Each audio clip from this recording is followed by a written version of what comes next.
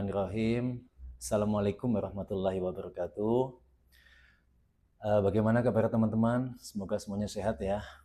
Pada kesempatan siang hari ini kita akan berbagi kembali tentang materi yang masih update, masih belakangan ini masih bagus untuk kita bahas, yaitu tentang kurikulum pembelajaran pendidikan inklusif, yaitu pendidikan ramah dan setara untuk semua. Bersama saya Yudi Pramudityo. Baik teman-teman, pendidikan inklusif itu merupakan pendidikan yang menjamin akses dan kesempatan belajar bagi semua siswa, termasuk anak-anak berkebutuhan khusus. Ya, jadi tanpa diskriminasi sedikit pun. Pada kurikulum Merdeka ini hadir sebagai solusi untuk mewujudkan fleksibilitas dan pengembangan kompetensi holistik. Ya, sehingga setiap siswa dapat berkembang sesuai dengan profesinya masing-masing. Dalam pemaparan kali ini, saya akan menjabarkan konsep tentang prinsip, model, strategi, dan implementasi kurikulum inklusi secara lebih detail. Gitu teman-teman ya. Makna pendidikan inklusif dalam kurikulum Merdeka. Ya, jadi yang pertama kita lihat di slide yaitu akomodasi untuk semua anak. Jadi pada kurikulum Merdeka ini, pendidikan inklusif itu menempati kedudukan yang bagus ya, karena ini dapat mengakomodir semua kebutuhan-kebutuhan anak, tak terkecuali untuk anak-anak berkebutuhan khusus. Ya, siswa dengan hambatan fisik seperti anak tunanetra, kemudian tunarungu maupun tunadaksa itu juga dapat dipayungi dengan pendidikan-pendidikan inklusif di kurikulum Merdeka ini. Selain itu apa? Yang ada hambatan intelektual juga sama, yaitu seperti anak Down syndrome, anak autis, itu kan ada hambatan intelektual ya, atau hambatan mental. Kemudian juga anak-anak dengan latar belakang sosial dan ekonomi yang beragam, itu juga dapat diterima melalui pendidikan-pendidikan inklusif. Begitu. Misalnya apa? Misalnya untuk anak-anak yang tidak bisa berjalan, ya, maka dapat difasilitasi dengan kursi roda. Kursi roda itu juga harus ada aksesibilitas yang bagus di dalam sekolah. Misalnya ada jalan atau jembatan penyeberangan untuk bisa naik dari satu tempat yang lebih rendah kepada tempat yang lebih tinggi. Jadi ada jembatannya atau ada aksesibilitas yang memadai untuk anak pindah. Kemudian selain itu apa? Misalnya untuk anak tunanetra, pengajarannya bisa disajikan dalam bentuk audio. Seperti itu ya teman-teman ya. Nah, kemudian untuk fleksibilitas pembelajaran. Fleksibilitas pembelajaran. Pada kurikulum Merdeka ini, guru itu dituntut untuk apa? Yang pertama, ya kita harus pahami bersama bahwa di kurikulum ini setiap guru dituntut untuk bisa memahami setiap gaya belajar anak. Macam bisa visual, bisa auditory, maupun kinestetik, semua guru harus paham. Oleh karena itu, pada saat awal pembelajaran, setiap guru harus melakukan asesmen atau diagnostik untuk memahami gaya belajar untuk masing-masing anak. Kemudian setiap guru juga harus menyesuaikan strategi pembelajarannya ya. Apakah strategi pembelajaran itu dapat dilakukan dengan proyek atau yang umumnya kita sebut sebagai P5 ya, kemudian bisa dengan cara diskusi atau eksperimen, dan banyak lagi contoh yang lain yang bisa kita pakai. Kemudian setiap guru juga harus menggunakan asesmen secara beragam ya. Asesmen secara beragam itu bisa dilakukan misalnya dengan tes tulis atau menggunakan tes lisan ya, atau menggunakan observasi atau portofolio, dan masih banyak yang lain ya. Contohnya apa? Contohnya misalnya untuk anak-anak yang ada kesulitan dengan menulis, maka si guru bisa mengambil nilai atau melakukan fungsi evaluasinya dengan cara yang lain, misalnya dengan cara presentasi lisan gitu. Kemudian kita lihat untuk prinsip dasar inklusivitas. Prinsip dasar inklusivitas yaitu pembelajarannya dengan cara berdiferensiasi. Artinya apa? Artinya materi itu disesuaikan dengan tingkat pemahaman siswa. Selain itu, harus melakukan asesmen diagnostik. Ya, setiap guru harus mampu mengidentifikasi kebutuhan belajar untuk para siswanya. Baik teman-teman, pada slide selanjutnya kita akan lihat tentang pendidikan inklusif ya. Kita akan pahami bersama tentang pendidikan inklusif itu apa. Jadi pendidikan inklusif adalah sistem penyelenggaraan pendidikan yang memberikan kesempatan kepada semua peserta didik yang memiliki kelainan dan memiliki potensi ya, kecerdasan atau bakat istimewa untuk mengikuti pendidikan atau pembelajaran dalam lingkungan pendidikan secara bersama-sama dengan peserta lain secara umum ya. Jadi anak-anak berbagai macam uh, karakter ya, ada kelainan yang berbagai macam itu, kemudian mungkin anak yang berbagai macam kondisi ya, entah dari keluarga yang kurang mampu atau yang pokoknya yang beragam. Anak yang beragam itu kumpul bersama menjadi salah satu. Jadi namanya inklusif itu begitu. Dan pada dasarnya memang dari zaman dahulu pendidikan kita sudah menganut inklusif ya, inklusivisme.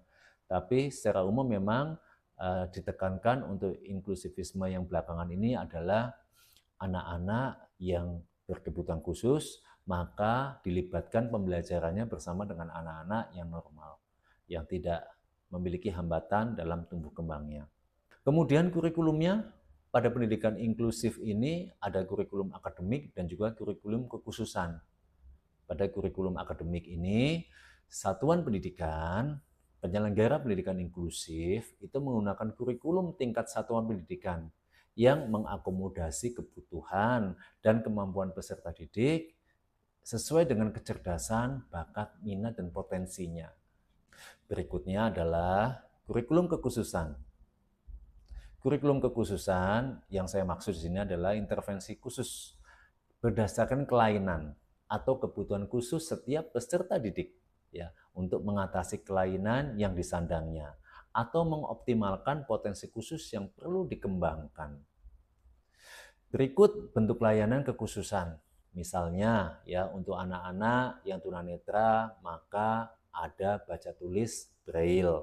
Kemudian ada orientasi mobilitas untuk anak-anak yang tunanetra. Kemudian ada bina komunikasi dan gerak ya, untuk anak-anak yang tunarungu ya. Kemudian ada bina persepsi bunyi dan irama juga. Ada bina diri untuk anak-anak yang tunagrahita. Ada bina gerak juga untuk anak-anak yang tunadaksa, bina pribadi dan sosial, dan modifikasi perilaku untuk anak-anak yang ada disabilitas mental seperti itu, anak ADHD atau anak ASD ya, Autism Spectrum Disorder dan sebagainya. Itu anak-anak yang butuh pelayanan kurikulum kekhususan. Pada slide selanjutnya, slide yang keempat ini, jenis atau kurikulum sekolah inklusi dapat dilihat pada tabel berikut. Coba teman-teman bisa lihat. Ada 3 jenis kurikulumnya ya. Yang pertama kita lihat yaitu kurikulum standar nasional.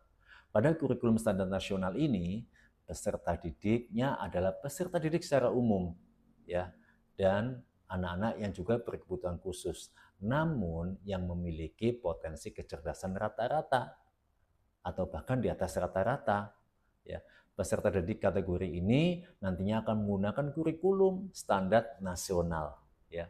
Contohnya apa? Contohnya yaitu untuk anak-anak tunanetra yang mampu mengikuti pembelajaran dengan braille atau anak tunadaksa yang dapat mengikuti pembelajaran. Jadi tidak ada masalah dengan kemampuan intelektualnya. Kemudian kalau kita lihat di slide juga itu kemudian ada kurikulum yang namanya kurikulum akomodatif. Ya, kurikulum akomodatif yang di bawah standar nasional.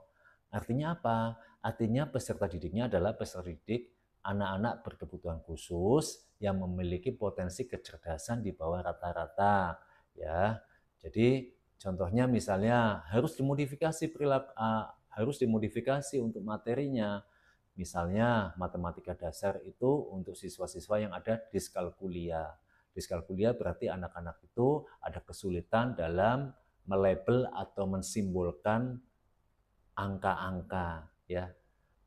Nah, kemudian untuk anak-anak berkebutuhan khusus yang IQ-nya di bawah tadi, yang harus mendapatkan akomodasi yang di bawah standar, maka itu harus juga dibuktikan dengan tes IQ ya atau tes kecerdasan.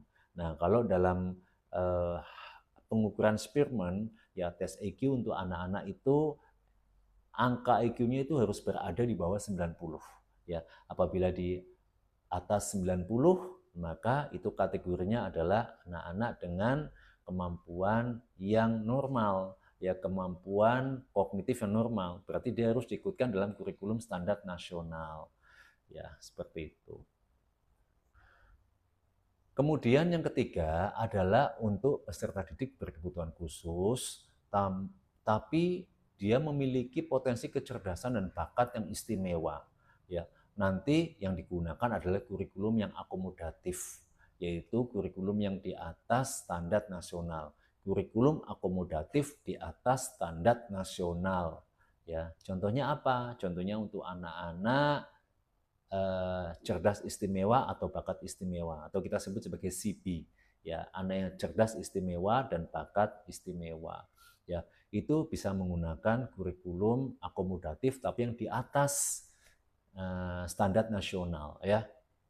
Misalnya ini dipakai untuk anak-anak ASD yang berbakat, misalnya ya seperti sindrom Asperger ya, atau mungkin untuk anak-anak ADHD yang kemampuan IQ-nya melebihi standarnya manusia. Artinya kalau di tes IQ tadi, IQ-nya di atas 120 ya, maka dia harus menggunakan kurikulum khusus ya, karena dia mampu memproses dan memahami materi dengan cepat dibanding dengan anak-anak yang lain. Nah, kalau kita ngomongin kurikulum akomodatif itu apa sih, Pak? Jadi, kurikulum akomodatif itu adalah kurikulum standar nasional yang sudah disesuaikan dengan bakat, minat, dan potensi peserta didik berkebutuhan khusus ya. Jadi pengembangan kurikulum akomodatif ini dilakukan sendiri oleh masing-masing satuan pendidikan atau penyelenggara pendidikan inklusif. Pengembangan kurikulum akomodatif ini berfokus pada standar kompetensi dasar, ada indikator, ada materi, ada proses dan evaluasinya. Jadi semua itu diproses sendiri atau disiapkan sendiri oleh tingkat satuan pendidikan tertentu. Jadi tidak disiapkan secara nasional oleh pusat ya atau oleh daerah. Jadi oleh masing-masing sekolah ya. Karena sekali lagi ini harus disesuaikan dengan kebutuhan anak. Sedangkan kebutuhan anak, apalagi anak-anak yang berkelainan tadi, adalah kasusnya kasuistik. Jadi kita nggak bisa mengeneralisasi untuk satu kurikulum untuk beberapa anak yang autis gitu ya, atau satu kurikulum untuk beberapa anak yang ADHD, itu nggak bisa. Seperti itu. Baik, di slide berikutnya kita akan lihat di sana tentang penerapan untuk kurikulum akomodatif. Ya, kalau kita lihat pada slide berikut, ya, jadi ada beberapa ya, untuk kurikulum akomodatif. Ya, kalau di sana kami tuliskan ada 5 ya, teman-teman ya.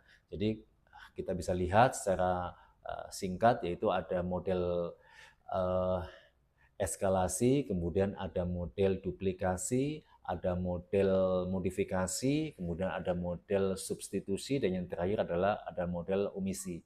Nah, seperti itu. Nah, kita akan bedah satu-satu nih. Nah, kalau kita lihat yang pertama adalah model eskalasi. Apa itu eskalasi? Model eskalasi itu adalah kurikulum standar nasional yang dinaikkan tingkat kualifikasinya. Jadi materinya ditingkatkan ya, baik secara horizontal maupun vertikal, sesuai dengan tuntutan potensi siswa yang cerdas istimewa atau yang punya bakat istimewa tadi. Contohnya apa? Contohnya memberikan proyek tambahan untuk anak-anak yang berada dalam kelas khusus. Kelas khusus dalam hal ini mungkin yang kelas akselerasi ya, kelas percepatan. Jadi ini bebannya beda dengan anak-anak yang dapat kurikulum sesuai dengan standar nasional. Seperti itu. Kemudian yang kedua adalah model duplikasi. Kalau duplikasi itu cara pengembangan kurikulumnya bagi peserta didik yang berkebutuhan khusus itu dengan menggunakan kurikulum yang sama, teman-teman. Ya, kurikulum yang sama sesuai dengan kurikulum standar nasional yang dipakai untuk anak-anak reguler yang lainnya. Ya, contohnya apa? Contohnya biasanya dipakai untuk anak-anak yang tunadaksa, yang mampu dia mengikuti pembelajaran ya, seperti anak-anak pada umumnya. Kemudian yang ketiga, itu ada model modifikasi. Model modifikasi yaitu mengubah kurikulum standar nasional yang berlaku ya bagi peserta didik reguler. Kemudian disesuaikan dengan kemampuan peserta didik berkebutuhan khusus. Ya, contohnya penggunaan gambar ya, penggunaan media gambar untuk menjelaskan konsep abstrak ya, terutama untuk anak-anak ASD atau autis atau anak-anak tunagrahita. Ya, jadi menggunakan gambar terlebih dahulu untuk menjelaskan konsep. Ya, menggunakan sketsa atau menggunakan bantuan-bantuan media visual ya yang bisa diminta bantuannya melalui internet. Itu banyak sekali. Jadi kurikulum yang seperti ini yang biasa atau banyak digunakan untuk anak-anak berkebutuhan khusus. Kemudian untuk kurikulum yang keempat adalah modelnya model substitusi, teman-teman. Apa itu substitusi? Substitusi yaitu menggantikan isi kurikulum standar nasional dengan materi yang lain. Penggantian dilakukan karena isi kurikulum nasional tidak memungkinkan diberikan kepada anak-anak berkebutuhan khusus karena memang itu tidak sesuai dengan kebutuhan anak atau anak merasa sulit ya untuk melakukan itu. Tetapi diganti dengan hal-hal yang lain yang bisa membantunya belajar ya. Misalnya untuk mengganti ujian tertulis ya dengan ujian presentasi untuk anak-anak tunarungu, itu bisa ya. Atau mungkin untuk anak-anak Down syndrome ya, materinya diganti ya teman-teman ya, diganti dengan misalnya kita ambil contoh berhitung aja, berhitung. Anak Down syndrome kan ada kesulitan dalam berhitung. Ya misalnya anak Down syndrome kelas 4 SD, materinya tentang operasi, perkalian sama pembagian. Nah, tentunya anak-anak seperti ini kalau diberi materi tersebut akan kesulitan. Maka bisa diganti dengan materi yang lebih sederhana. Misalnya si guru atau pendidik bisa menyiapkan beberapa wadah. Dalam satu wadah itu nanti ada misalnya 15 kelereng yang wadah yang besar, kemudian ada wadah-wadah kecil yang lain. Nanti anak diminta untuk membagi sama banyak kelereng yang ada di dalam wadah yang besar itu ke dalam wadah-wadah kecil. Misalnya setiap wadah itu diisi dengan 3 kelereng, sehingga nanti guru bisa menyiapkan beberapa wadah. Nah, nanti kalau sudah terkumpul sama banyak, maka anak bisa diminta untuk menghitung. Jadi artinya apa? Konsep-konsep untuk pembagian atau perkalian yang dilakukan secara konkret ya untuk anak-anak Down syndrome. Itu bisa untuk model-model substitusi. Tapi ada juga untuk model yang kelima yaitu model omisi. Kalau omisi itu berarti menghilangkan sebagian materi atau juga menghilangkan keseluruhan materi yang ada di dalam kurikulum nasional. Karena apa? Karena anak dianggap tidak mampu untuk menyelesaikan atau untuk mempelajari materi tersebut. Baik teman-teman, kita akan masuk di slide yang ke-6. Ya, di slide ke-6 ini pembelajaran ya pada sekolah inklusif itu dapat dilakukan dalam beberapa macam, teman-teman. Nah, ini akan saya sampaikan. Yang pertama adalah model pembelajaran dengan kelas reguler penuh ya. Jadi artinya apa? Artinya peserta didik yang berkebutuhan khusus atau ABK tadi belajar bersama dengan anak-anak reguler yang lain. Nah, ini punya kelebihan dan ini juga punya kekurangan. Kelebihannya apa? Kelebihannya yaitu bisa meningkatkan interaksi sosial ya antara satu anak dengan anak yang lain. Anak yang reguler akan paham kalau di kelasnya itu ada anak yang berbeda. Sehingga dia akan lebih empati dengan anak yang seperti itu. Selain itu, untuk anak-anak yang berkebutuhan khusus yang ada di kelas reguler tadi juga ngerti ya, akan bisa mengerti bagaimana ada bergaul yang baik, bagaimana pentingnya berbagi, bagaimana pentingnya menerima, ya, dan kebutuhan-kebutuhan interaksi yang lain, termasuk kaitannya sama emosi atau perkembangan emosinya juga bisa di diasah melalui kelas-kelas reguler. Tapi tentunya tidak semua ABK bisa berada dalam model kelas reguler penuh ya. Seperti itu. Kemudian yang kedua adalah kelas reguler dengan guru pembimbing khusus, yaitu peserta didik berkebutuhan khusus belajar bersama dengan peserta didik reguler, namun peserta didik berkebutuhan khusus tadi memperoleh layanan khusus dari guru pembimbing khusus. Contohnya apa? Contohnya guru pembimbing membantu siswa autis dalam mengikuti instruksi. Jadi GPK-nya tadi membantu anak-anak yang dia pegang secara khusus untuk apa? Untuk mendampingi supaya si anak itu paham dengan instruksi oleh guru kelas atau guru utama atau guru mapelnya. Ya, seperti itu. Dan pembelajaran yang ketiga adalah anak berada di kelas khusus di sekolah reguler. ABK belajar di kelas khusus tapi tetap terintegrasi dengan kegiatan-kegiatan sekolah. Ya, jadi ini modelnya seperti model pull out, teman-teman. Jadi kelas khusus untuk siswa-siswa yang ABK tadi diambil, kemudian beberapa saat kemudian bisa dikembalikan lagi ke kelas reguler. Begitu ya. Jadi ini namanya metode pull out. Diambil sebagian waktu belajar di tempat khusus, kemudian setelah selesai dikembalikan lagi kepada kelas besar atau kelas regulernya. Ya, seperti itu. Baik teman-teman, untuk slide ketujuh, kita akan lihat di situ kegiatan pembelajaran pada pendidikan inklusif itu kurang lebih hampir sama dengan pembelajaran anak-anak secara umum. Ya, baik ya. Apa sih persamaannya? Yang pertama ya, adanya perencanaan untuk pembelajaran ya. Jadi sebelum pembelajaran dimulai itu harus ada perencanaan pembelajarannya. Di situ nanti guru akan mengembangkan silabus dan juga untuk RPP ya. Jadi nanti di RPP itu harus mencantumkan alternatif metode untuk anak-anak berkebutuhan khusus. Kemudian yang kedua teman-teman, yang kedua itu dalam pelaksanaan pembelajaran ya. Jadi pelaksanaan pembelajarannya nanti harus disesuaikan dengan kondisi anak ya. Jadi penerapan strategi, media, model pembelajarannya, kemudian semuanya. Pokoknya dalam proses nanti harus disesuaikan dengan anak-anak yang beragam.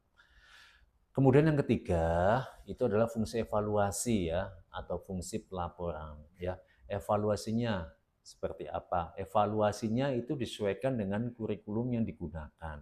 Apakah itu kurikulum yang standar nasional tadi atau yang akomodatif. Baik teman-teman, untuk slide ke-8 maka kita akan belajar tentang prinsip kurikulum merdeka yang mendukung inklusif. Jadi ada beberapa yang kami tuliskan di sana tentang prinsip-prinsip daripada kurikulum merdeka, tentunya nggak semua ya. Yang pertama adalah tentang berpusat pada siswa atau berpusat pada murid ya. Jadi fokus pada kebutuhan individu ya. Jadi bukan suatu kurikulum yang kaku ya. Jadi fleksibel. Sekali lagi tadi di depan kami sudah sampaikan bahwa kurikulum merdeka sifatnya fleksibel seperti itu ya. Jadi nggak kaku banget ya. Kemudian ya ada pembelajaran yang berdiferensiasi ya. Artinya apa? Artinya materi itu disesuaikan dengan minat dan kesiapan siswa. Oleh karena itu mungkin materi nggak cuma dibuat atau evaluasi tidak dibuat oleh satu model ya, tapi beberapa model. Nah, seperti itu. Kemudian yang ketiga adalah asesmen formatif dan diagnostik. Yaitu fungsinya untuk memetakan kebutuhan belajar, bukan hanya sekedar nilai. Ya. Kemudian yang keempat adalah profil pelajar Pancasila. Ini jadi tetap harus ditekankan ya untuk pembentukan karakter. Jadi guru harus mampu untuk menghargai keberagaman dan membangun karakter inklusif daripada anak-anak yang menjadi tanggungannya. Baik teman-teman, sekarang kita akan masuk kepada slide yang ke-9. Di slide ke-9 kita akan mempelajari tentang langkah-langkah dan implementasi untuk kurikulum inklusi. Bagaimana langkah-langkahnya? Yang pertama adalah identifikasi dan pemetaan murid ya. Jadi setiap siswa itu harus diidentifikasi. Oleh karena itu, di aula pembelajaran tadi kami sudah sampaikan ya, maka siswa itu harus dilakukan asesmen. ya harus dilakukan asesmen oleh guru, harus diidentifikasi, ya dipetakan. Ya, jadi fungsinya asesmen tadi atau diagnostik tadi adalah untuk memetakan peserta didik, ya, sehingga nanti setiap peserta didik tahu kebutuhan belajarnya seperti apa dan guru harus bisa menjembatani untuk kebutuhan belajar masing-masing peserta didik. Kemudian yang kedua adalah desain lingkungan belajar yang inklusif. Ya, tadi seperti misalnya aksesibilitas fisik, ya, misalnya tadi ada jembatan penghubung, ya, kemudian ada toilet khusus, ya, dan tentunya dalam pembelajaran di ruangan itu harus ada iklim iklim pembelajaran di kelas, iklim sosial di kelas itu yang sifatnya adalah inklusif. Inklusif adalah beragam, ya. Nah, kemudian harus ada kolaborasi antara guru kelas dengan guru pembimbing khusus atau GPK. Bekerja sama misalnya dalam pembuatan PPI atau program pembelajaran individual, kemudian dalam mengarahkan anak-anak berkebutuhan khusus tadi dalam belajar, ya. Nah, jadi harus ada sinkronisasi antara guru kelas atau guru mapel dengan guru pendamping khusus atau pembimbing khusus GPK tadi, ya. Nah, kemudian harus ada penyusunan PPI, ya. Jadi setiap anak ABK itu atau peserta didik berkebutuhan khusus tadi harus punya PPI sebagai panduan untuk belajar selama 3 bulan ke depan atau mungkin 6 bulan ke depan, ya. Misalnya PPI nanti harus dilanjuti dengan apa? Ya, dengan modul belajar, kemudian dengan gambar-gambar dan simbol-simbol. Seperti itu, teman-teman.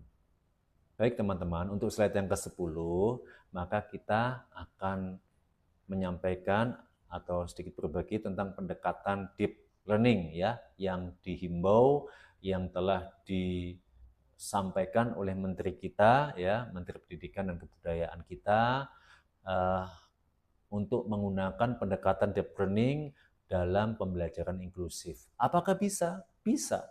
Cuma harus disesuaikan dengan porsi untuk masing-masing anak, ya. Nah, kalau pembelajaran secara mendalam itu kan memang artinya pembelajaran yang menggunakan materi-materi sedikit tapi dibedah, ya, dengan cara yang mendalam, ya, dilihat dari berbagai macam sisi, ya, untuk satu kasus dilihat dari berbagai macam sisi. Tapi tentunya untuk anak-anak yang ini nggak bisa dilihat dari banyak-banyak perspektif atau mungkin hanya bagian luar-luarnya aja dan mungkin perspektif tertentu aja teman-teman. Nggak bisa seperti anak-anak yang pada asalnya memang dia memiliki kemampuan untuk berpikir kritis. Yang pertama yaitu critical thinking, yaitu bisa melatih siswa untuk menganalisa masalah dari berbagai macam sudut pandang. Tentunya konteksnya harus diberikan untuk anak-anak yang masing-masing jenis kelainan. Misalnya anak bisa menceritakan dari pengalaman yang sudah dilaluinya, misal pengalaman piknik atau pengalaman melakukan percobaan atau eksperimen atau pengalaman mendengarkan cerita, ya, dari guru, ya. Jadi itu adalah bisa berpikir kritis tapi untuk anak-anak ala BK, ya, seperti itu. Yang kedua adalah karakter building, yaitu mengembangkan empati melalui kerja kelompok heterogen. Dengan anak melakukan kerja kelompok dan di situ ada ABK, ya, maka di sana anak akan dilatih untuk berbagi peran, ya, berbagi peran, ya, yang mana dilatihnya itu akan membentuk kemampuan-kemampuan psikis bagi anak itu sendiri. Misalnya dia akan menumbuhkan rasa welas asihnya, kemudian akan menumbuhkan rasa berbaginya dengan orang lain, bagaimana menerima, ya, kemudian tanggung jawab terhadap tugas, ya, dan sebagainya. Itu adalah karakter-karakter yang bisa dibangun untuk anak-anak berkebutuhan khusus. Kemudian yang ketiga adalah collaboration. Siswa bekerja sama dalam proyek-proyek inklusif, ya, dan tentunya seperti proyek P5 lah, ya, yang umumnya kita lakukan, ya, di kurikulum Merdeka ini. Jadi semua siswa tanpa terkecuali diberikan peranan yang sama, termasuk ABK ini dalam teman-teman, dalam berkolaborasi, bekerjasama untuk mensukseskan proyek yang sedang dia buat. Kemudian yang keempat adalah creativity, yaitu menemukan solusi kreatif untuk tantangan belajar ya bagi anak-anak yang berkebutuhan khusus. Baik, sebagai penutup di slide yang terakhir ini kami menyampaikan bahwa implementasi kurikulum inklusi itu memerlukan komitmen dan kolaborasi yang baik kepada semua pihak. Dengan kurikulum merdeka, kita dapat menciptakan sistem pendidikan yang adil, teman-teman, dan ramah bagi semua anak. Asalkan ini betul-betul kurikulum merdeka ya, yang dipakai ya. Dan semua pendidik, semua orang tua, dan semua stakeholder ya, yang terlibat di sekitar anak-anak berkebutuhan khusus ini bisa saling mendukung untuk mensukseskan kurikulum merdeka ini. Ingat, pendidikan inklusi bukan tentang mengubah siswa, tetapi mengubah sistem agar setiap siswa, setiap anak bisa berkembang sebagaimana mestinya. Oke, semoga penjabaran ini membantu Bapak dan Ibu dalam mewujudkan pendidikan inklusif yang lebih baik. Saya Yudi Pramudityo, mohon maaf apabila ada kesalahan dalam berucap. Akhir kata, wassalamualaikum warahmatullahi wabarakatuh.